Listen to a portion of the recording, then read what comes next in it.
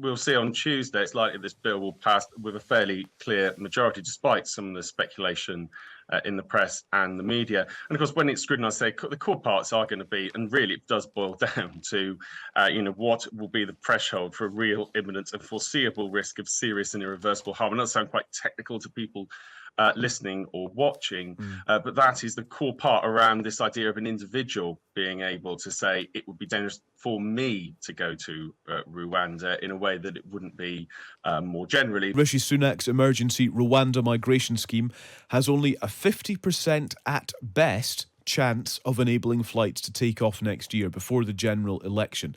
That's according to the government's official legal advice and reported on the front page of the Times for you today. Victoria Prentice, the Attorney General, has been told that the legislation leaves a significant risk of the European Court in Strasbourg blocking flights.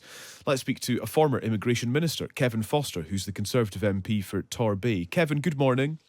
Good morning. Would you like to claim any credit, first of all, for masterminding any parts of the Rwanda scheme during your time as an immigration minister?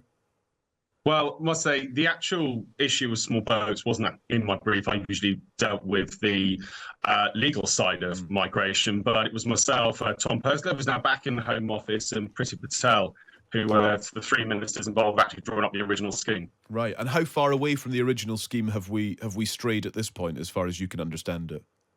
We're fairly close to we're very close to actually what the original vision was, which is to transfer basically the request for protection from those who've arrived in the UK, from safe and democratic countries in Europe, i.e. France or Belgium, now virtually all France, to Rwanda, which is a country that specialises in refugee resettlement.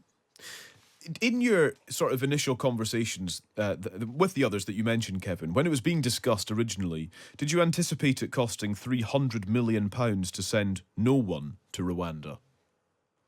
Well, what we looked at was the fact that, we're spending a large amount on hotels. At one point, I think it hit 8 million a day. So actually, even if you deterred one month's hotel costs that we used to have, you'd find that that would produce a saving. So you've got to look at the figures you quote against how much is being spent on asylum support, plus the operation in the Channel. And of course, the moral case here that we are seeing people dying in the Channel. We're seeing thousands dying in the Mediterranean every year. And like pretty much every other European country, we're looking for solutions that are humane, that are lawful, which will make a difference with that situation. Yeah. How would you assess then, Kevin, for us, I suppose, your current reaction, your current feeling on this? Because the Times today saying there's a 50% at best chance of this actually going ahead.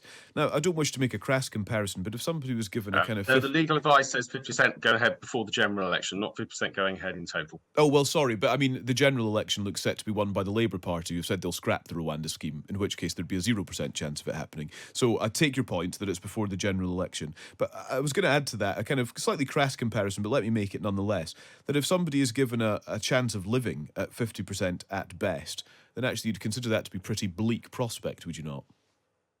Well, it is a pretty crass comparison, given we're talking about a situation of people trafficking gangs who don't care about the lives of the individuals they traffic, and where thousands of people die in the Mediterranean every year. It is a pretty crass comparison in this regard. So I've certainly taken on cases before where people gave it a low chance, and yes, of course, Labour would look to scrap this. So there would be a 0% chance under a Labour government, and it's perhaps something that people need to think about. We do need a solution to this issue, and Labour as the opposition can come out with all sorts of things whilst they're in opposition, but if they were actually in government, they actually have to start coming up with solutions, and we're not the only country looking at this type of solution. Yeah, and so I mean, do you agree with the 50% at best sort of legal advice that the Times is reporting this morning? Is that where you would place it? I must say I'm not a practicing lawyer anymore, so it's not really legal advice isn't normally where I'd get into.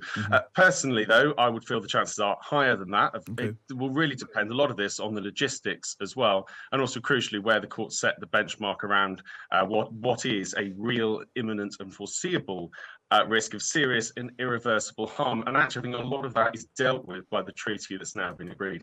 I must ask you as well, Kevin, about the current divisions within the Conservative Party, which is I mean, it's so clear, it's so explicit. The different factions, all we understand, taking their own legal advice over the course of this weekend before deciding, eventually what happens. What's your read on the fragmentation that this policy is causing?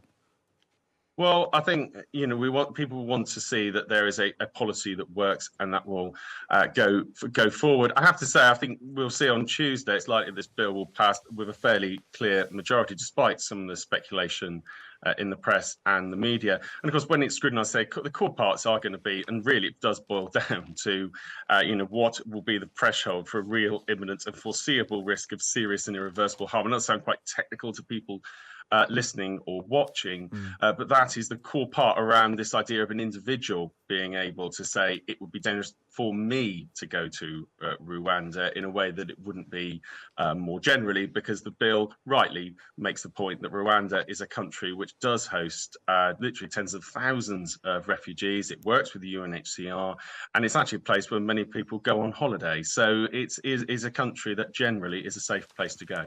How generally is a safe place to go? I mean, since when has it been safe as far as you're concerned? Well, we've ruled out working with any country where if we did transfer people, they would be serious. For example, we're not going to do a deal with a country like Syria, for example, or a country that's an outright dictatorship which doesn't meet international standards. But as I say, one of the reasons we picked Rwanda is the UNHCR has resettled refugees there, which gave us a good pointer that they think it's a country normally, when they're in their own work, interestingly, that people can be resettled to. I suppose the point is the Supreme Court reckons that it's unsafe for people because Rwanda may send them back from where they came, where they were fleeing from in the first place. Well, just the point around the Supreme Court, they actually didn't strike the principle of the scheme down. So they didn't deem that Rwanda was innately an unsafe country. What they focused their judgment on was the prospect of someone being taken, refoulement, if you touched on, from Rwanda to another country. That's where the treaty, bringing up the guarantees against that into a status of international law in themselves, and also then providing these guarantees. And it should be worth noting there are now other countries starting to look at this model, because we all need to find a solution to a situation that's seen thousands of people drown in the Mediterranean every year, which is seeing a system that was meant to provide support for the most vulnerable, instead mostly being abused by those moving for economic migration purposes from other safe and democratic countries. Few of us would say that you actually need to flee from France. In terms then of how things stand, Kevin, how are you going to vote on Tuesday? Well, certainly on Tuesday, I think if anyone wants to take this scheme forward, you need a legislative vehicle to do that. You need a bill. So voting this bill down at second reading means you haven't got that. So certainly on Tuesday, I think it is one to be voting in favour of, as I've just touched on. Yeah. I expect it'll probably clear through. It'll be obviously report stage. And do you want any amendments, I suppose, further down the line then, Kevin? Is there changes that you want to see still?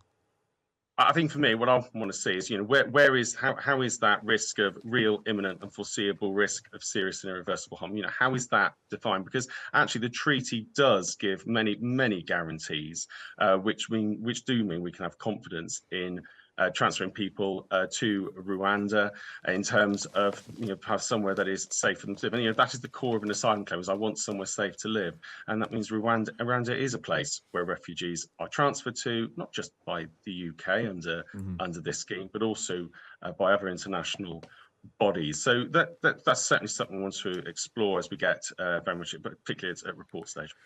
Kevin, really good to speak to you. Thank you. Thanks very much for your time. No problem. Kevin Foster there, former Immigration Minister. He's a Conservative MP for Torbay.